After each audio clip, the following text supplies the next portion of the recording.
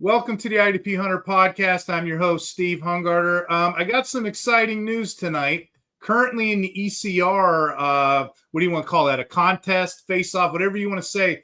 I am currently the number 3 IDP ranker out there in the universe. But you're not here to talk to me. You're here to talk to my guests. We got Jamie Peroga on the show, and we have a special guest. Jamie, what's going on, buddy?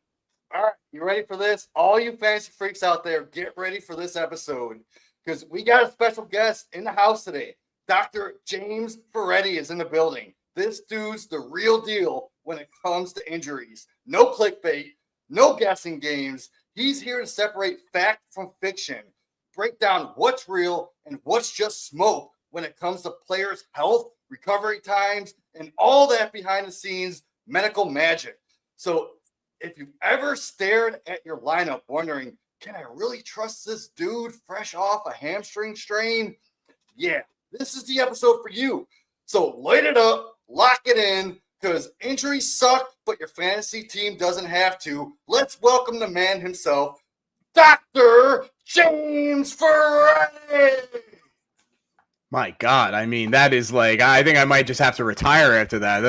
I don't think I'm going to be able to top that intro ever. That is fantastic. Thank you so much for the warm introduction, Jamie. And Steve, thank you again for having me on here. It's really, really great to be here. My pleasure. We haven't had you on in a while. And for the audience that doesn't know James Ferretti, you should address him by his title, Doctor. He is the fantasy sports doctor on Twitter. He's author of this award-winning book, which I have on the screen. You know, and Jamie just talked about it. Injuries suck, but your fantasy team doesn't have to. I'd like to crack this open a little bit and talk with you, if you don't mind, Doc, just a little bit about that. Absolutely. Little more trivia for you. He's a board-certified radiologist. He just had a child, 15 months ago, you said? He just turned 15 months. Yeah, 15-month-old little girl. Are you still doing the Going for Two and the Baseball HQ? I didn't ask you that. Yeah, still with Baseball HQ and Going for Two. I've been doing a little bit less work with them, but right. I'm still there, and I like to think of myself like the A team. Like if you can find me, then maybe I can help. But I'm here tonight, and I'm really happy to be here. Jamie, we were saying he does like guest appearances nowadays. You know, he comes on shows, helps us out, and he goes away a little bit. He's like Kaiser Sose, Usual Suspects. He does his thing, he goes. We got some people in the chat. Epic, what's going on? He said, hey, infinite number of monkeys, Jeff. He said he's awake. This is the show you want to hear because we're going to talk. A great one lined up for you. Mm-hmm. We're going to talk streamers. We're going to talk. Let's talk about the book real quick. What can you, if somebody never thought about sports injuries in the way of fantasy football, what would you say to get someone interested in reading this book? Like tell the audience, I guess the question I'm trying to look for, tell the audience, why should they need this book, or why should they be motivated to open this book? So the elevator pitch. So the thing is, as you guys know, because this show exists, it just is an example of how people that play fantasy sports, your edges are shrinking. Like you have great shows like this where you have amazing defensive content, which you didn't have a couple of years ago. Things like, player analysis, rookie drafts. There's so much information out there on the internet. People that are plugged in, they're getting plugged in more and more. And those edges that are us veteran fantasy players used to be able to exploit, they're getting smaller and smaller. But injury analysis continues to be one of the ways where you can maintain an edge and exploit that in order to be a better fantasy player, hopefully win more leagues, win money, win trophies, whatever you want to do. But I truly believe that, and that's why I'm here. That's why I wrote the book. It's to help you maintain that edge to make you the best fantasy player that you can be, the most successful fantasy player you can be. And you know what the best part is? You can get the audio version and have it read by Dr. James Ferretti himself. Yeah, there you go. You can't beat that. Hey, I always like having you on, Doc. I always like having you on like during the bye weeks because, injuries and stuff happen. We can kind of, if you don't mind, we're going to go over some streamers and kind of go over some of those injuries. I know on the defensive side of the ball myself, Defensive linemen, they're always getting hurt, shooting the gap, their hips, their fingers, stuff like that. Linebackers, they're always blowing out their ACLs. They're kind of like running backs back and forth. And then defensive backs, feet, hamstring, stuff like that are always going. So I have a couple questions, and I'm sure Jamie has a litany of questions too. I'm going to ask you one more question, though. What inspired you to write the book? Well, I just think that it's one of those things where, obviously I've been a doctor for, we're going on 25 years now. And it was something where I played fantasy sports before I was a doctor and before I was involved in medicine at all. And I was a victim myself of being misled by, injury reports that said a guy was going to be fine and then he's out for 2 months, or he's going to be back in a week and he's out for the year. And that sucks, right? If you've been playing fantasy sports and that happens to you, you remember that.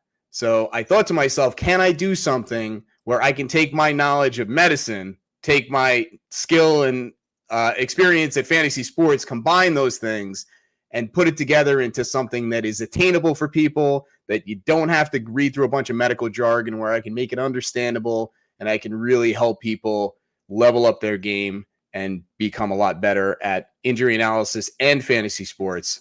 And that was the real motivation for it. And I was really, really proud of the effort. And I think anybody that checks it out, they're going to be very, very happy that they did. Yeah, and that's a good point too. And then the other question I had for you, it's actually the chat wants to know, Chris Lorenzo, is it available on Amazon? That actually was going to be another talking point I had.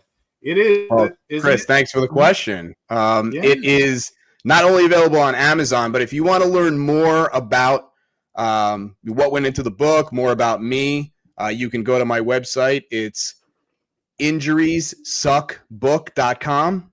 That's one string, injuriessuckbook.com. And you're going to find out all about me.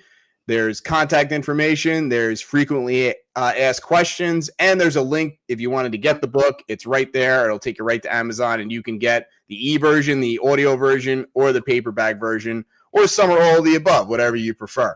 But that's the best way to get more information. And you can even reach out to me there if you want as well. There's a link where you can contact me personally. So happy to hear from everybody, and really hope you guys will go check it out. And you know what, Sweet. Doc? I'm still waiting for my autographed version of the hard copy. Well, that is a massive oversight on my part. You just need to send me your address, and we will get that taken care of right away. I need it. First edition signed copy, especially after that introduction. I mean, I might have to send you two. Question for Jamie. Does this take you back a little bit? Is that what it is? Is you're so excited you haven't talked in years?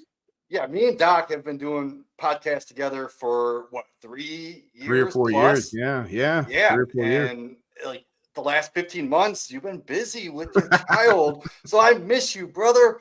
Like, I want to see more of you. And if I can't see you, at least I could get the audio version and listen to you read your book to me. Like, I need bedtime stories here. All right. Well, hopefully I think doesn't put you to Jamie's sleep jealous too of soon. your kid a little bit. You want to be his kid or something. Well, you know what? After that intro, I will definitely rock Jamie to sleep. So no worries there. Oh man. Hey, are so we ready? Oh. What? Are we ready for our streamers? Do we have any questions in the chat? Yeah, that'd be a good idea. Let's go to the streamers. Like I was saying, we're going to go to defensive line here real quick. I'm just going to rifle off. It's a slow week IDP. I'm just going to rifle off a bunch of players.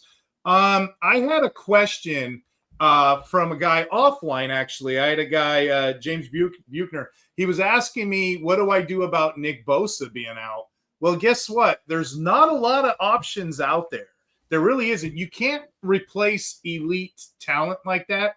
You can try, and if you squint your eyes a little bit, you might be able to find something. So let me go deeper leagues first, and I'll go less shallow. If you guys are interested and you're in like a 32-20 kind of team league, there's a player named Derek Barnes of the Lions.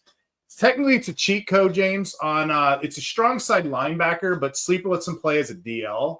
So in my 32 big leagues, I'm playing this guy as a DL, and I'm getting 4 or 5 tackles a game, the occasional whatever. He's a strong side. So it's a cheat code. He's on no means a Nick Bosa, but that's a guy that you can stream just about everywhere. For the middle shallow leagues, look at Doris Armstrong. Nothing really pretty to look at. Doesn't have the metrics, but he has 5 sacks in 5 games. The Commanders don't really have anything else at the edge, so you can use him. Another name that has popped up recently is Jalen Phillips. People like Jalen Phillips for all the great reasons. He's coming off of being injured quite often. He just made a sack. He's getting the snap percentage. You know, James, I like that 70% snap count percentage whenever I'm dealing with players, what have you. And then I'm going to give you 2 more guys here, okay? Latu of the Colts. He's not getting the snaps that I want. He's at 50% right now. I want him to get a little bit more. Strange player. Athletic profile's great. He's got 2 interceptions and 1 sack on the season. That's weird. I don't know too many guys that will do that have 2 interceptions, 1 sack. But giving his pass rush is elite. He's got 15 pressures in only 3 games he's played, right? He's got a 92.3 overall PFF grade, 83% pass rush. What does all this mean? Latu has the athletic profile to replace a Nick Bosa type. He's actually 3rd right now. He's ranked 3rd amongst edge rushers. Expect him eventually to get those sacks that we're all looking to acquire, okay? Last but not least, the picture's on the screen. There's a guy, and I'm going to give it to you, Doc. There's a guy coming off injury. His name is Alex Highsmith. He always gets the premium matchup because, Watt's on the other side. I've been picking up people kind of forgot about him because Nick Herbig has been popping and whatnot. Highsmith is scheduled to come back this week. The issue with him is he's ankle sprain. What can you tell us about injuries like that? Yeah, so let's talk about high ankle sprain. So Highsmith had a high ankle sprain back in week 2. And usually with these, it's about a 4 to 5 week injury. These are some of those where it's not like a low ankle sprain, which is the lower part of the leg, just one set of ligaments, where you could rub some dirt on it, tape it up, and you can kind of get back out there in a week or 2. Like people that have high ankle sprains, you're dealing with multiple sets of ligaments and all the space in between. It's a big area of injury, and it's really not something that you can kind of rush. So with him, if he's going to come back this week, that's great. You just want to watch the practice reports. And I know, Steve, you're into watching the snap counts and seeing how often he's getting on the field. You might want to hold him back if you have better options just for that first week. And then if all looks well and he's back this week and the snap counts are good and the effort looks good, he makes it out of the game unscathed, and fire him up in week 7. But if you don't have any other options and he's out there, then he might be somebody that you can get on the sneak. Yeah, that's what I've been doing. I've been trying to sneak him in. That's a great transition. Moving on to linebacker. I don't have many names, about 5-6 names here. If you're in deep leagues, you're looking at next man up, possibly have a role. Look for Landon Roberts and KJ Britt. If, Landon Roberts, Pratt just got released of the Raiders, so he's probably going to be in the rotation. KJ Britt may be a guy because Dotson just got hurt.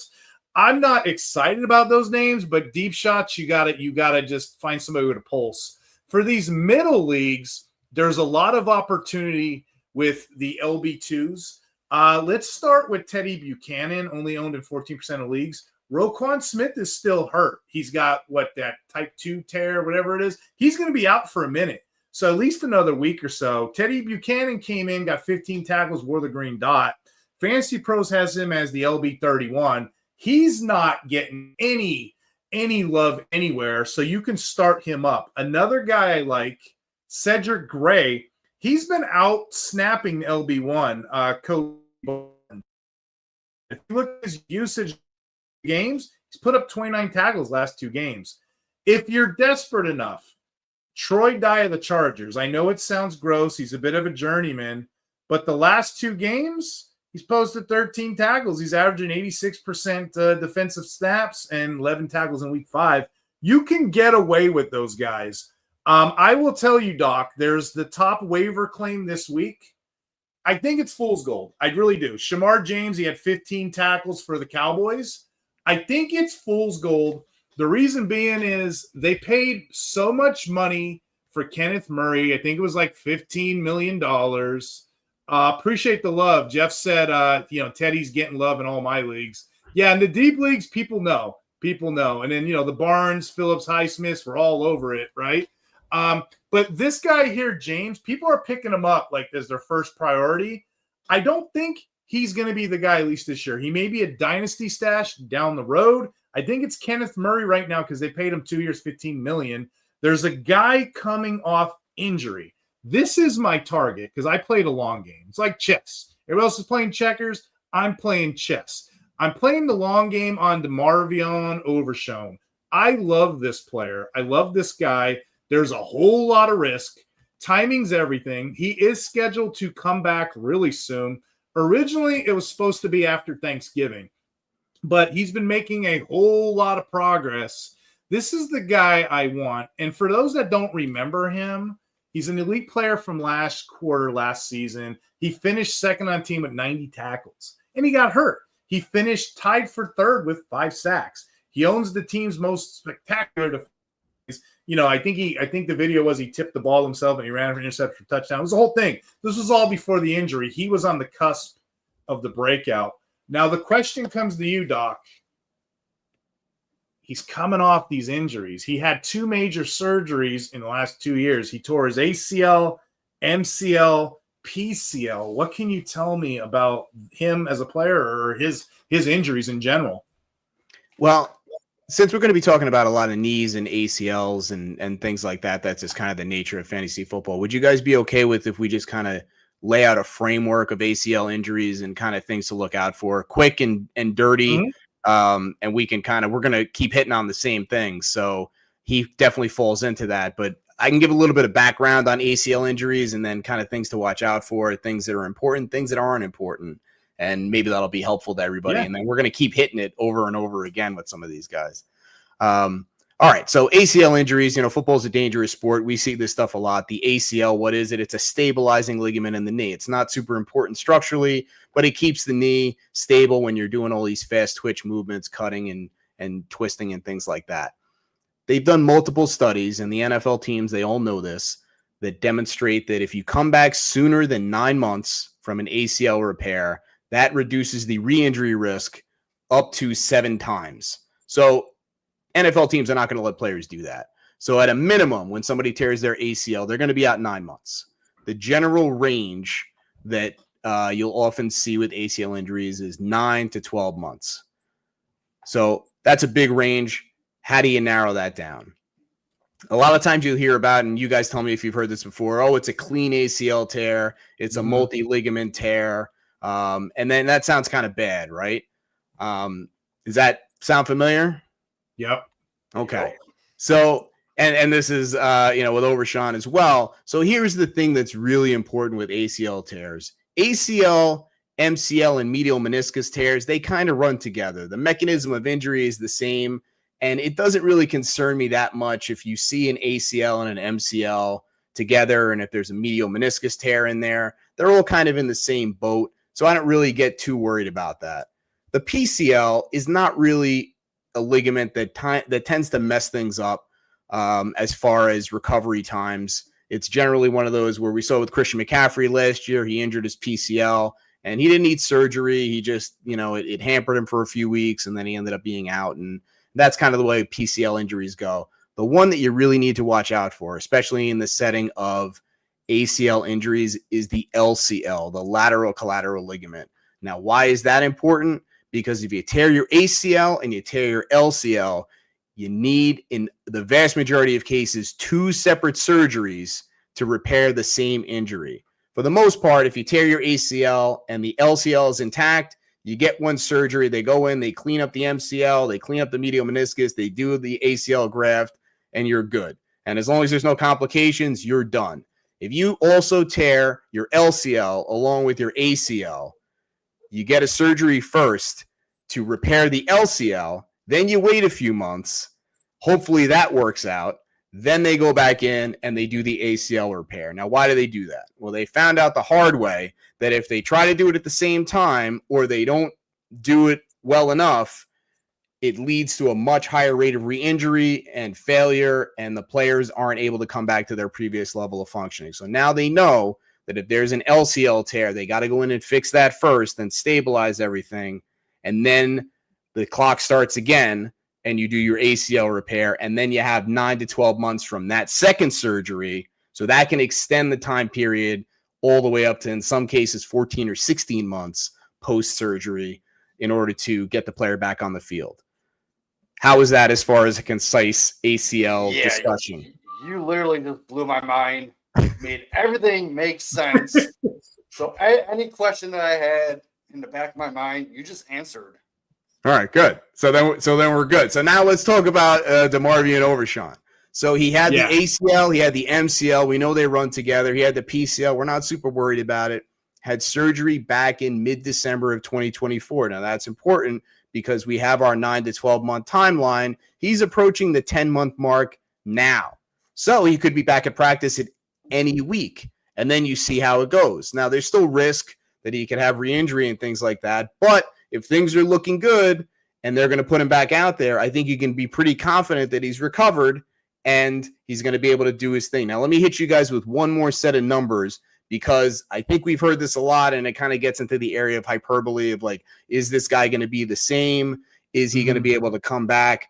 Let's just hit you with some numbers for elite athletes. You look up different things. You might hear different things if it's, John Q. Public, who's out there in his beer league, softball league, and he tears his ACL. He's not going to do as well as an elite athlete who's playing in the NFL. So here are some numbers. About 85%, give or take, of professional elite athletes who injure their ACL are able to return to play. That's a pretty good number. It's not 100%, but 85% is a pretty good number. Now, here's the important one. Up to 90% of elite athletes, once they get back on the field, are at the same level that they were before they injured their ACL.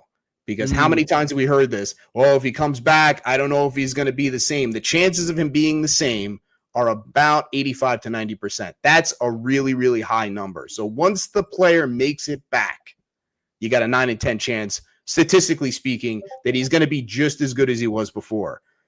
I can live with that. So if a guy gets back and everything looks good, I'm ready to fire him up. Like, he's back. He did the rehab. He did all the work.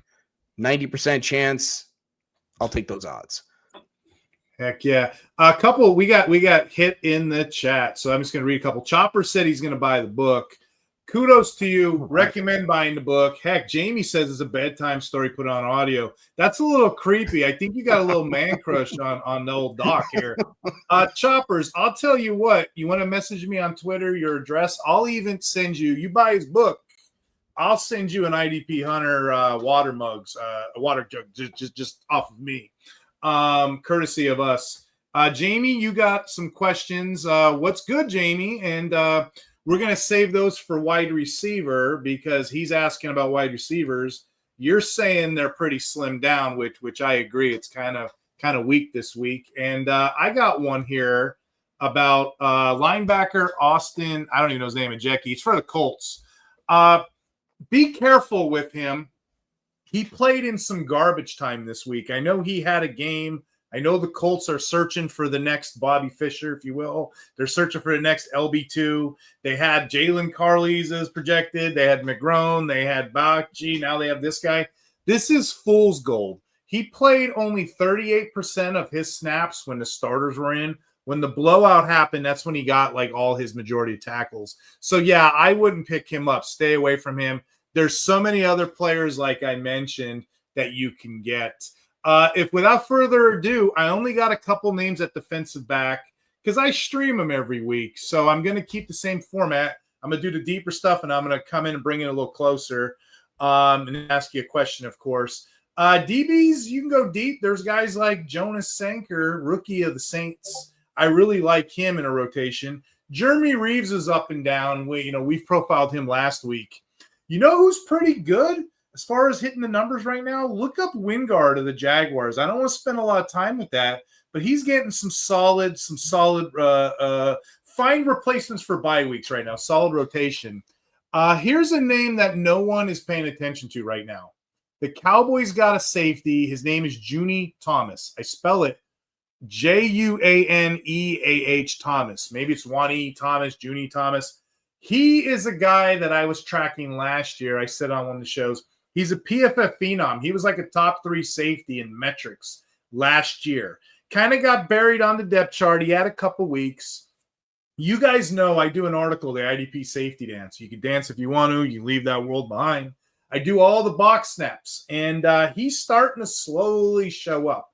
Well, last week, he finally got a chance. Malik Hooker is injured. This guy got 9 tackles. He got 9 tackles. He's going to be in a good role. It's probably going to be more of the zone. Him and Wilson are going to mix it up. But again, if you're in these middle deep leagues, you can't go wrong with the Wani Tom. I picked him up everywhere this week just as a stash because he's still a 2-year player. He's a stash. Now, if you want to go with these shallow leagues, I have 2 here, and then we'll kick it back to the doc and we'll kick it back to offense. Marquise Sigel of the 49ers. I talked about this guy last week. He's a rookie. Came out of nowhere. He's leading the NFL in box snaps, so it's like a mini linebacker.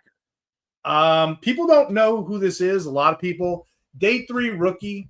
He ended up popping at the combine, 4.3 speed. That's why he got drafted. His combine scores is 44th out of 1,207 free safeties. That's like a really good mark. That's been recorded since 1987. He's now the leader of that secondary because the secondary is so darn horrible at tackling. So he's your guy right there to own. But be mindful. Be mindful. The guy of the Colts, Steel Neal, I'm saying it's a dud. Don't worry about Austin Ajeki, whatever his name is. He didn't produce in real time. So, yeah, don't worry about that one, my friend. We don't need to know that or even know how to spell his name. Unless you're related to him, you're welcome to spell his name. But I'm not going to waste any more sweet time. Welcome to look it up.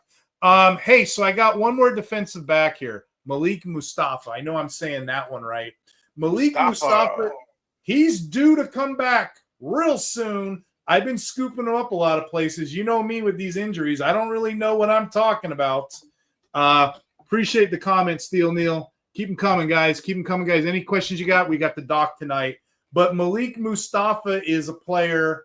They're going to need him down the stretch because defensive backs can't tackle outside Sigel. That's why they got him playing a deep role. But back to this injury thing, and like the doc was talking about, these ACLs and all these tears and whatnot are no joke. He's a little more interesting, though, Doc. He suffered the tear at the end of the 2024 season. So that, I don't know. He's physically unable to perform right now. What can you tell me about Malik Mustafa? So with Mustafa, this ACL tear was his second ACL tear, and he ended up having surgery back in January. So the thing about him is the practice window is open now. The 49ers opened his practice window this week, so they have 21 days to activate him. The thing that's interesting about him is if you compare him to Overshawn, who we just talked about, he actually had his surgery a month earlier, and he's approaching the 10-month mark, and he's still kind of like his practice window hasn't been opened yet. So you can see how the variability comes into play once you kind of get to that 9, 10, 11-month range where you have some players where they're ready to go and you have some players where they need a little bit more time. So in his case, because he had the later surgery, he's back at practice. It's been 9 to 10 months. He's past that kind of magic number of 9 months. If he's looking good and practice is going well, he might be ready to go. And again, 85 to 90% chance once he makes it back that he, statistically speaking, is going to be just as good as he was before. So if you liked him before and he comes back, then you should like him again. I love that take. Louis, I think I'm saying that right. I'm a terrible speller. Steel Neal will tell you I'm a terrible speller. He says he loves this freaking show. Good. We love you. We're doing this for you guys. So just like to keep the comments going. Man, I got to tell you, these guys, this chat is live. Like, these guys are serious. They know where to come for the defensive information. Yeah. What was it? The number 3 ranked ECR ranker?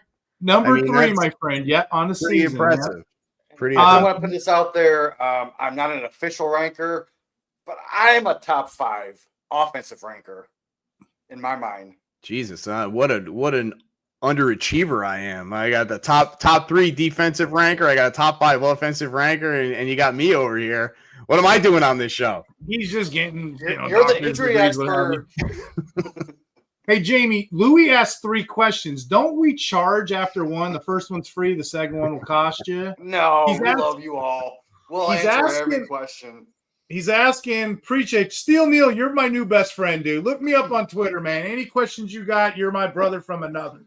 Please, like I said, IDP's go. Offense is coming. I'm trying to get off the mic here, but y'all are keeping it fun. Yeah, we have a whole bunch of offense stuff coming right now. Louis asked, Deshaun Elliott, I'm assuming, because I'm talking about safeties. Deshaun Elliott of the Steelers or Tyke Smith the rest of the season.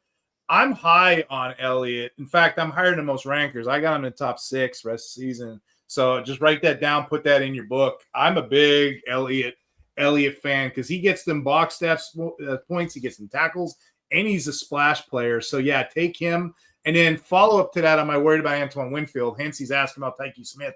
I'm not. This week we seen those guys split snaps. You must have read my article. I just recorded it. I don't really keep track of that stuff or I worry about it. I keep track of it. I don't worry about it unless it's like 2-3 games of it. But either way, they both have their own role. I'm not too worried about it. And what did Epic say? Heard your opinions on Brisker. Does that mean we should trust Byard move forward? Yes, I trust Byard. I actually like the slot role, whoever that's going to be, McCord or Gordon. I got them both to be on the safe side. After we talked last week about Brisker, to put it in concept for the rest of the audience, Brisker, when he was drafted back in 2002, whatever, he had 70% snap roll. Now it's dwindled to 27% snap in the box. It's dwindling. Since we talked last week, Epic, I've been trading him everywhere for like fob and whatnot. So yeah, I'm done with Brisker for the time being. I'm off him. I don't have any other defensive backs this week. Otherwise, it's just repeating itself. Let's talk about the offense. This is about to be a brotherly love show. You two back and forth. I know Jamie's salivating at the mouth. He's been dying to get you all to himself. So I'm just going to sit here right here and pass it back to my friend Jamie Perot. Yes, before we get into that, we had a question. How do you spell his name? I just put it in the chat. It's James Ferretti. Ferretti, if you want to. If you want to. Here you go. I didn't see that. Good eye. Injuries suck, but I'll pull it up. Fantasy team doesn't have to. So let's get into this offense. We're going to start with quarterbacks. Obviously, Stafford is a must stream if he's out there. He had 6 touchdowns in his last 2 games. Now he gets the Ravens defense that's been getting cooked. So fire him up again in week 6. He's my QB 12 this week. So as a streamer, that's top notch. Then you have Sam Darnold. Sam Darnold, he's really heating up. I wasn't a big fan of his going into the season, but he dropped 27 fantasy points with 4 touchdowns last week. And now he gets the Jags defense that's been giving up almost 20 points a game to quarterbacks. So let's ride that hot hand. He could easily put up 20-plus points this week. And then a little bit deeper, Jackson Dart. We all know how I love me some Jackson Dart with his rushing. He's quietly been balling out 17-plus fantasy points a game, running like a vet. And Philly's defense hasn't really stopped a quarterback all year. So he is inside my top 24. And then lastly, we have Tua. Tua is really coming back on track. He's averaging about 17 points a game with at least 2 touchdowns every week, coming off of his best game of the year. And now he gets a Chargers defense that's been pretty much diced up every week by quarterbacks not named Geno Smith. So expect a 20-point game from Tua. He's also in my top 24. So, Doc, out of all those, which quarterbacks do you feel most comfortable starting in a pinch?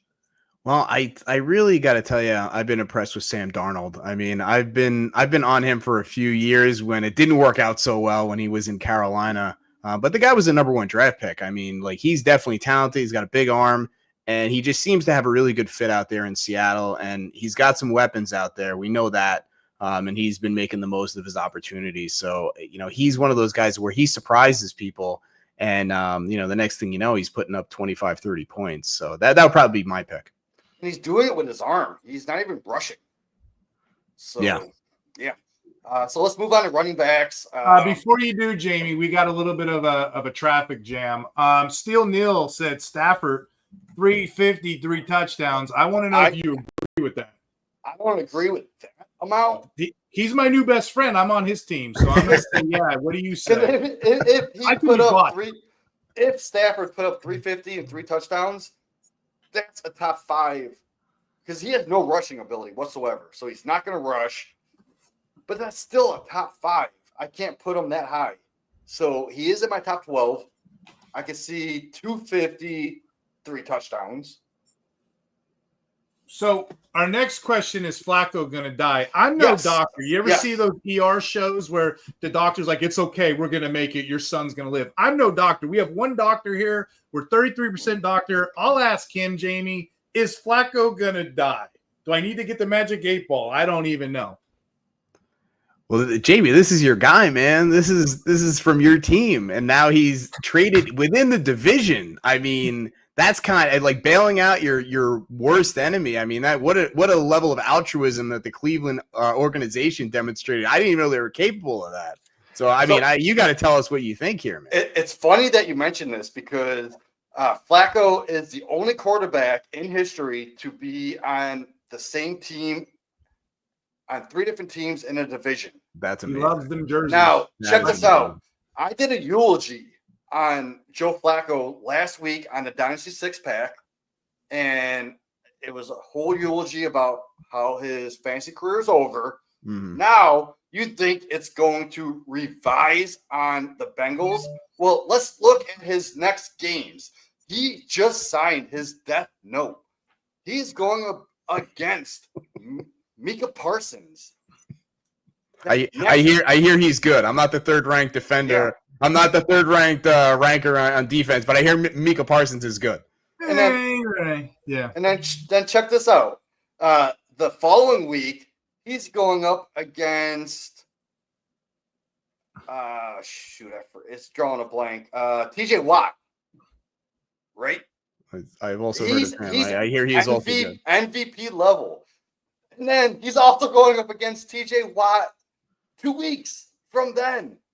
So he's dead. You just gave Flacco to the worst offensive line in the whole league, and you're going to put him up against like Rashad Gary and Watt, and we got Highsmith coming back, and I don't know who else is in that mix. He's just going to Cameron Hayward. Flacco's going to get destroyed. I was going to say, Jamie, it sounds like you're on the fence there. It sounds terrible. Tell us how you really feel. It sounds awful. I literally, he's just signed his death notice. And it's funny because I did put a eulogy out last week. If you go to the Fantasy 6-pack Wednesday night live, I did a whole eulogy on the death of Joe Flacco. Now that's another record. He's the only quarterback to be in the same division on 3 separate teams, and now he's the only player who's been eulogized by Jamie on back-to-back weeks. So I mean, that's another record. I don't think it's going to get broken. I don't know. I got to defend my boy Steel Neal here. He's saying Flacco's going to thrive. He says QBs do fairly well when they leave Cleveland. So we'll have to see. Baker Mayfield has just entered the chat.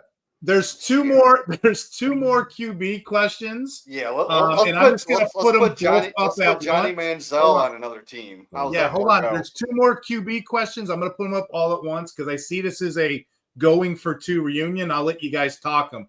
The first question was, do you think Purdy plays this week or is it another week of Mac Jones? The second question was, we have an injury. Remember, Jamie, you gave me a list of injuries, so we're going to talk these players as well to the doc.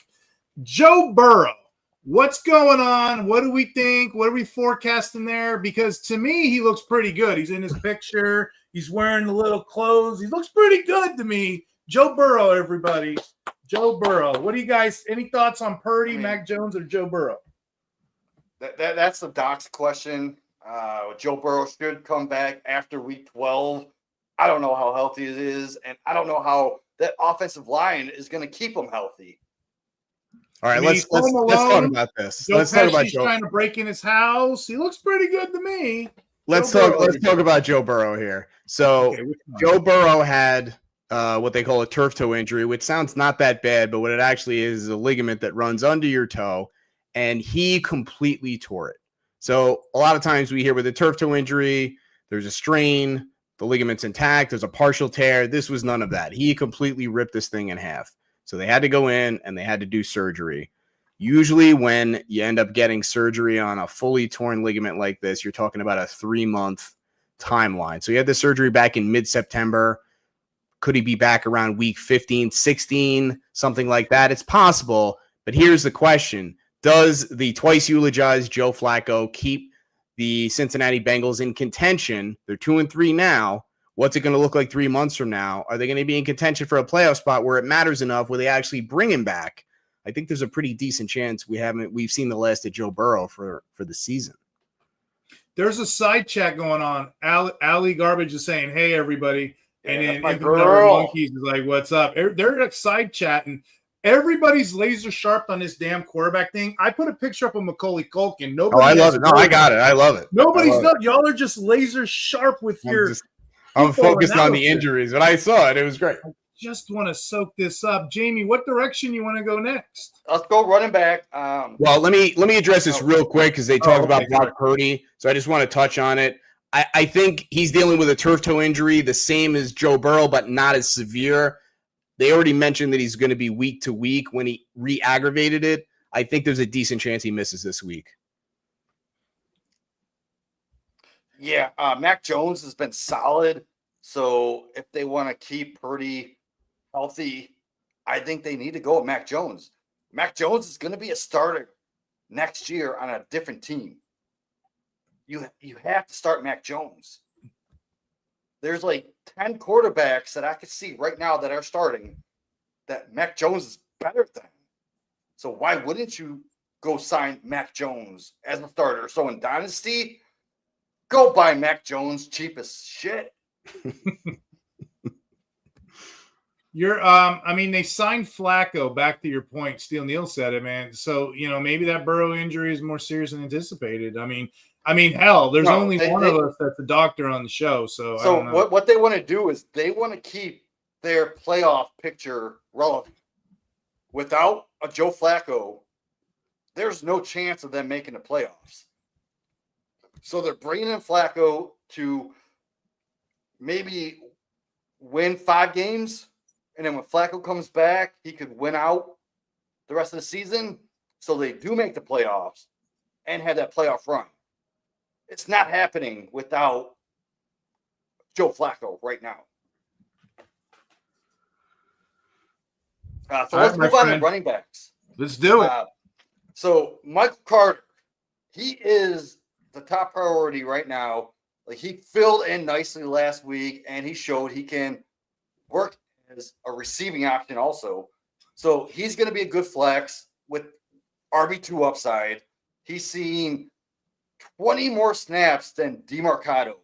And despite DeMarcado being the third down running back, Michael Carter ran 8 more routes than DeMarcado. So that shows me that he is a top-tier handcuff in that backfield. Next, you got to go after Kendre Miller. I think he was on my list last week on this show. He's earning snaps with just pure talent. You don't need an injury to Kamara.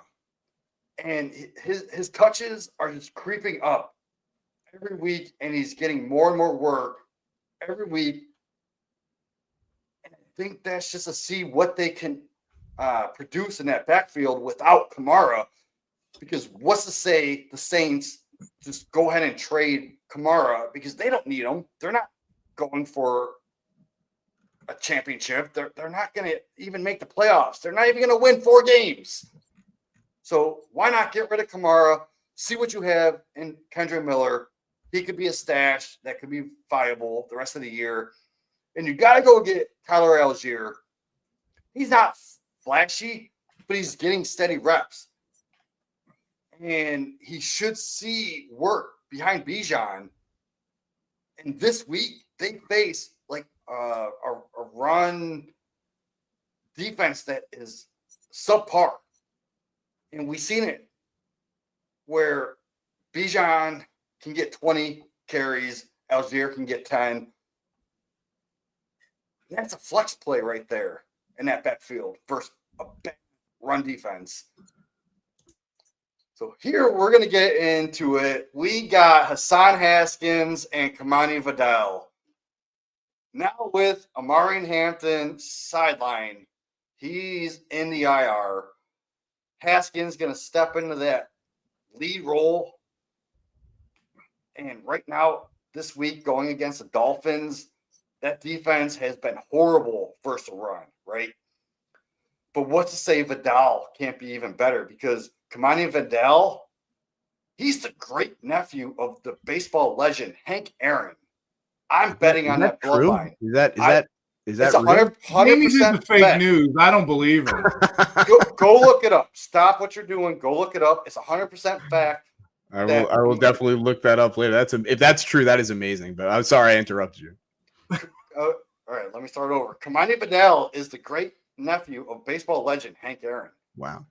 Yeah, so Kamani Vidal is going to be in that mix with Amari Hampton out.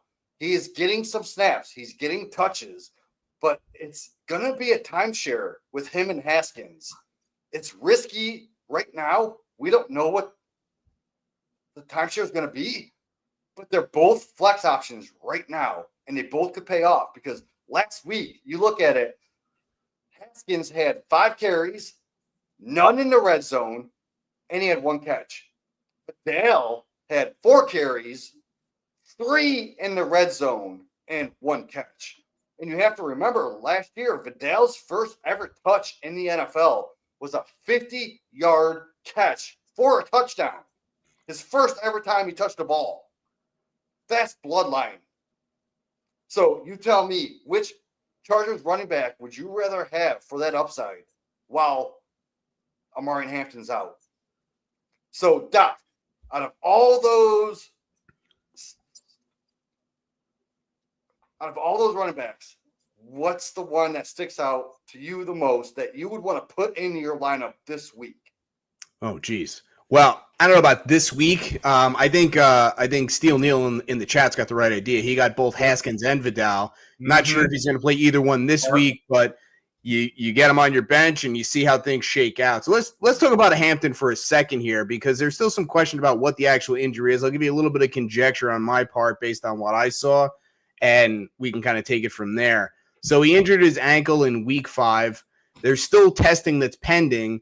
So he's placed on the IR, so we know that it's not great. My suspicion is it's a high ankle sprain, which, again, we talked about could be a 4 to 5 week timeline. There could be more. You know, when he goes for imaging and the testing is done, maybe they see something else. They see additional injuries. They see a bone bruise. He might even need something called a tightrope procedure, which is a way they kind of stick a suture in there and tighten everything up so it can heal. If that happens, that could extend the timeline even further to 6 to 8 weeks or even longer. So I think it's a good investment to get one of these Chargers backs. Get as many of them as you can, because you don't know how this is going to shake out. But I don't think this is going to be a 1 to 2 week thing. I think this is going to be a month, maybe longer, where you could get some serious production from one of these guys if they manage to distinguish themselves. And also, don't discount Nyheim Hines coming back from his jet ski ACL injury, signed off the street to come back in here and make some noise. I don't think he's actually going to, but it was nice to see his name again. I actually forgot that he was still playing and since it's been about 2 years, but he is still kicking around, and you know, he might have a little PPR flair for those of you that have been really, really deep leagues. Oh, goddamn. You know, now that you just mentioned Nyheim Hines, that puts a damper on Vidal's. Because I think he's just signed for depth. I don't think they really think a whole lot of him. Otherwise, they would have went out and got somebody a little bit more prominent. With this high ankle sprain, yeah, let's look back last year when Jonathan Taylor had a high ankle sprain. He was out for like 4 to 5 weeks, I believe, but he didn't come back fully. Yep. Until like 3-4 weeks after that. So high ankle sprains are kind of man, like you have to put another 2-3 weeks on top of it to then It's a really good come back point. fully. That's a really good point. These are one of those injuries, again, you can't rush it and they can linger. It's a lot of injured area and it doesn't take much to kind of re-injure it, and you're kind of just gunning it out for weeks and weeks and weeks. And you're right.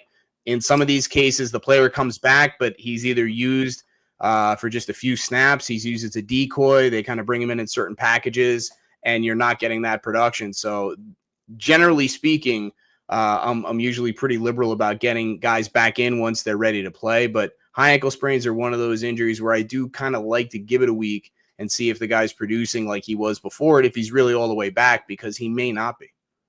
Hey, one man's garbage is another man's treasure. House DeHuncho says, to be honest, screw the whole Charger backfield right now. I know you guys are saying some stuff. Hell no. You say that now until one of these guys distinguishes himself, and then you're going to be paying 3 times as much. We had a lot of fireworks going off, Jamie, when you were talking. I'm just going to throw some of these thoughts. Tell me what you think. Steel Neal said, Michael Carter's underrated. They're talking about Kamara being hurt. Epic brought up the fact about the ankle injury. And now we have some more questions about Barkley. I don't know if you guys are noticing, but is Barkley actually healthy? I know if you look at, his injury report today, that may be true, but he's only getting like 6 carries last 3 weeks. Is this just a point of they're just nursing him along? And then last but not least, you did ask Jamie about Aaron Jones. So I put him up here. So go ahead, guys, take it however you want to. Jamie, I'll let you tackle it however you want. So wait, this is a lot. So let's start with Saquon. You think Saquon's actually healthy? Yeah. Man, I don't know. I didn't hear anything about an injury, but you have to remember. So when you're a running back behind the best offensive line, your job is so much easier. So maybe they're just keeping them healthy. So for example, like when I smash. Wait, I'm not even going to bring that up. Steve, you know where I was going to go with that. But let's say he's elite talent behind the best offensive line. They just want to keep him healthy all year. So they may limit him game to game, depending on what the turf monster of MetLife, right? So I don't see a big deal with Barkley. Barkley could be a buy low and a league winner. I think that's right. I mean, he had a tremendous amount of work that was done last year. This is a team that has Super Bowl aspirations, so I think you hit the nail on the head. I think they're just kind of workload management. It's week 4, it's week 5. Let's kind of save some bullets for when we're coming down the stretch, going into the playoffs, and then they're going to cut them loose. Doesn't do us any good as fantasy players right now. But I wouldn't be pushing the panic button on Saquon Barkley at all. It's a long season, like Steel Neal said. Maybe they're just resting him for Monday to be ready for Thursday. I mean, that would make sense to me.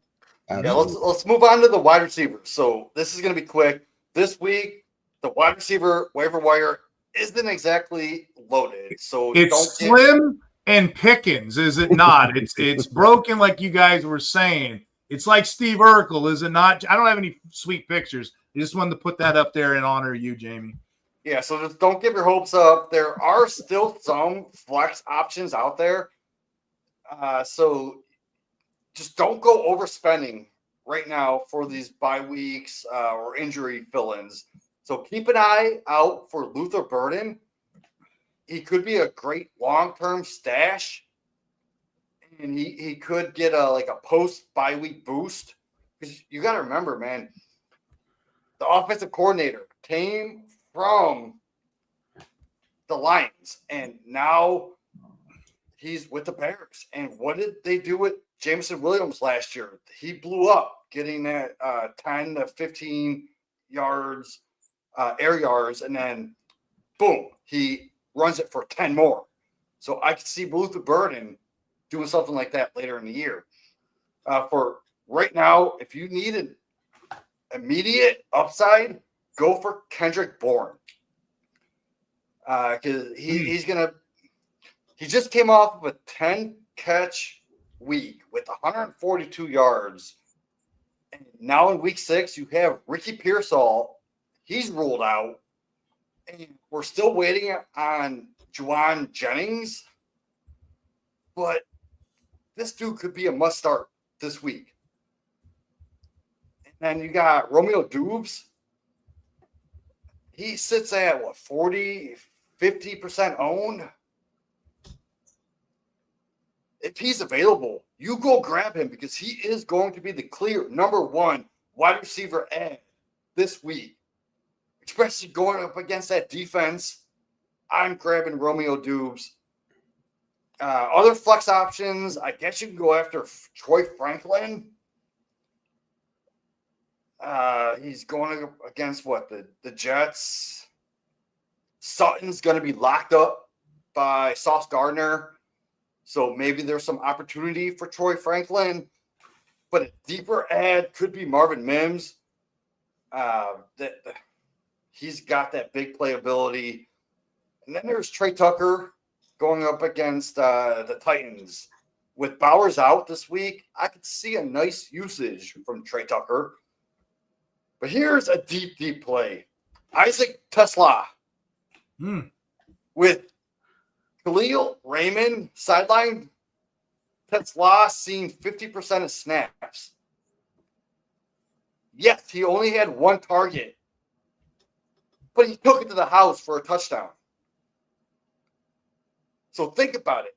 He is only one injury away from a JMO injury or a St. Brown injury to be a weekly starter with that high upside. So I would stash Tesla if you have the space. So, Doc, do any of these stick out to you as a starter this week? And what is your thought about Tesla's upside in the future? Oh, I like Tesla a lot in the pre-draft process, and as you remember, we were in a draft together, and I was dying to get back into the fourth round to try to snag him, and the guy who had the pick, he just wouldn't part with him, and that was going to be my pick, and that's who he took. So hats off to him. But I really like his talent a lot, and I think you're exactly right. He is one of those one injury away guys where he's got the talent. He's already kind of demonstrated it. He's just not getting the reps. But if he does get the opportunity, I think he could explode in a big way, and you're going to be glad that you got in on the ground floor. Now, I see something in the chat here where they're talking about Ryan Flournoy of the Dallas Cowboys, the wide receiver, had a nice week last week, rest of season-wise. So you have any thoughts there? I have a few thoughts, but yes. I want to give you the opportunity to go first. I got some notes on Ryan Flournoy. I call him Flournoy. Others call him I don't even know what they call him. I may have mispronounced his name, and if I did, Ryan, I know you're watching. I apologize. So Ryan Flournoy, if you're watching, you're a guy I was excited about last year as a deep dynasty rookie stash. But going into this year, I dropped you in all my leagues because I needed to make room for other guys that I'm excited about. So at this moment right now, let's just chill about this breakout talk for Ryan Flournoy because CeeDee Lamb was out, Turpin was out. They're basically on vacation right now. And Tolbert was non-existent. Pickens was locked up by Sauce Gardner all game. So we got that Flournoy highlight reel. It was a fun game for sure, but this feels more like a one-night stand than a long-term relationship. So don't go chasing last week's lightning in a bottle. Like this feels like a breakout. It's less than a breakout and more like one of those parlays that I put in, a 10-leg parlay that I actually win. And I start thinking, yeah, I'm on a lucky streak, but it's not going to happen again. Yeah, I think that's right. I think anytime you're talking about Dallas, you have to think about they already have weapons in place. They've got Ferguson. They've got Pickens. CeeDee Lamb is dealing with a high ankle sprain that happened in week 3. Realistically, he's probably going to be back around the week 8, week 9 time frame. So you might get a couple of weeks out of him. But as far as rest of season, once CeeDee Lamb comes back, if he's back and he's doing his thing, then kind of a lot of the other marginal players are going to go back to obscurity. So I think that's kind of what you're dealing with. But if you need help in the short term, I think he's definitely somebody that you could consider if you're in one of those deep leagues or you're really kind of scraping the bottom of the barrel. Yeah, this week I could see him having an average game. maybe 12 fantasy points, but he's not going to go off for what he did last week. Now, guys, I'm a fan of the show. I watch the show. I enjoy the show, and I know you guys do your offensive. You do your different players, your picks that you like, your streamers, and then you do betting. Yes. When we used to be on the show, we used to run into this problem all the time because we used to have a bunch of injury stuff, and we'd be running up against time, and it's like, how are we going to get all the information out to the people? So I used to do a segment. We called it the fastest injury report in fantasy sports, and I would just run down everything, and then if there was any questions that came from that, we could hit them, but we get the information out to the people, and then we don't keep them here for an hour and 45 minutes, which I don't mind, but they might. So that's something that we could do. If you guys want to do that, then we can do that at any time you want. Let's do it. All right, so if you guys are up for it, here we go. So Marion Hampton, we talked about Joe Burrow. We talked about J.J. McCarthy, another quarterback. Just had a baby. Congratulations, J.J. High ankle sprain week 2. He's on a bye this week. Carson Wentz is hurt. We could see him back under center as early as week 7. I think that's probably going to happen. George Kittle, supreme tight end for the San Francisco 49ers, goes out there, all that high draft capital right out the window, injures his hamstring week 1. Timeline suggests it's probably a grade 2 or a partial tear. They placed him on an IR, so he's out at least until week 6. Week 7 or 8 return is realistic, barring any setbacks. So he's elite. When he's playing, I'm starting him. If he gets hurt again, so be it. But I'm not leaving a 30-burger on the bench so I can start Chigakonkwo. So if he's out there, you start him. No questions, full stop. Aaron Jones, we mentioned him a little bit. You can copy-paste it from Kittle. He injured his hamstring. Same thing, week 2. They put him on IR. Week 8 or 9 returns realistic. Here's the thing for you guys. This is a split backfield. Jordan Mason was a fantasy darling this year. So maybe, unlike Kittle, you want to wait and see what it looks like when he's back because he may be coming back to just a split backfield, or he may still not get a piece of it at all. So if you don't have a choice, maybe you fire him up. I don't know. What do you guys think about that one? Yeah, Jamie, I love what it. you think, buddy? Everything you said, rapid fire. All right, we'll keep going. All right, so let's keep moving. Another hamstring, Mike Evans, week 3. Sounds like it's not as bad as Kittle or Jones because they didn't put him on IR. Estimated return about week 7 or 8. Downside is if he misses week 7, the Bucs have a week 9 bye, so they might just elect to hold him out all the way through that. So that is a little bit of the fly in the so-called ointment. Brandon Ayuk, our buddy, injured his ACL and MCL, had surgery back in November of 2024. Now, it was reasonable to consider about a week 8 return, but it looks like that's not going to happen. Recent reports came out and said he is, quote, not close to returning. So this, again, underscores the wide range we can see with ACL injuries. Wouldn't push the panic button on him just yet, but November would be 12 months. So this might be a case where the player ends up on that longer end of the time frame, right around the 12-month range. So, it could be end of October, could be early to mid-November before we get Ayuk back on the field, which is kind of upsetting considering all the other wide receiver injuries they have. If he was close, they'd probably be pushing him to play. This leads me to believe that he is not really that close. Jaden Reed, wide receiver, was trying to play through a broken foot, boys, and then goes out and breaks his collarbone just to add insult to literal injury. He had it repaired back in mid-September, and while they were at that, they went and repaired his foot as well, so that's great. But we're looking at about an 8 to 10-week time frame. That puts him out till end of November, early December. He might come back to reduce snaps, a crowded wide receiver room. Christian Watson, our old buddy, the oft-injured Christian Watson, is actually coming back soon. So does he come back at all? Does he just act as a decoy? A lot of hurdles to overcome. Could just be a lost year for him. Cedric Tillman, your boy, Jamie. Hamstring injury week 4. He's on IR, planned for a return around week 10. Again, Cleveland with a bye week 9. Tyreek Hill, this was brutal. Gruesome knee injury. Again, the multi-ligament ACL injury. Here's the good news. One surgery suggests that the LCL was probably not involved, which is great. We talked about that at the top of the show. That can extend the injury recovery timeline to 12 months or longer. So there's a little bit of a silver lining on the cloud. He had the surgery in the end of September. August 1st would be about 9 months. Week 10 is about 10 months away. A lot can happen between now and then. Does he make it back? About 80 to 85% chance. The Dolphins cut him. Rumors are he was already losing a step, so that's not great. So he was giving you some production, but what are the chances that he comes back and continues to do that?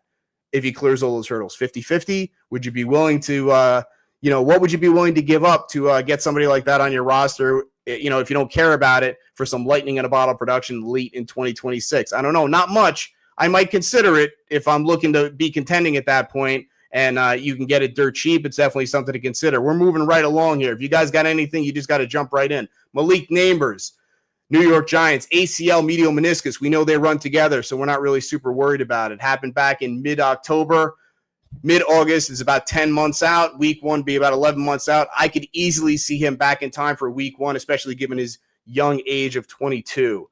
James Conner, running back for the Arizona Cardinals. Originally, they called it an ankle, so suspicion was a sprain. Now they're calling it a foot. Probably not an Achilles because they would have just said that. Now I got to put my thinking cap on. I watched the video, which isn't always the best way to get injury information. It's not always a great aid to diagnosis, but I think it helped in this case. I saw some loading on a flex foot, which is kind of classic for a Liz Frank ligament injury, our old buddy, the Liz Frank ligament. Could be back in July of 2026 if that's what it is. Here's the good news. If it does turn out to be a Liz Frank injury, they're kind of being mum about what it is. There might be multiple things going on. If there is multiple things, Liz Frank injury, if it's there, it's probably going to be the worst. Liz Frank recovery, we talked about the ACL being about 85%.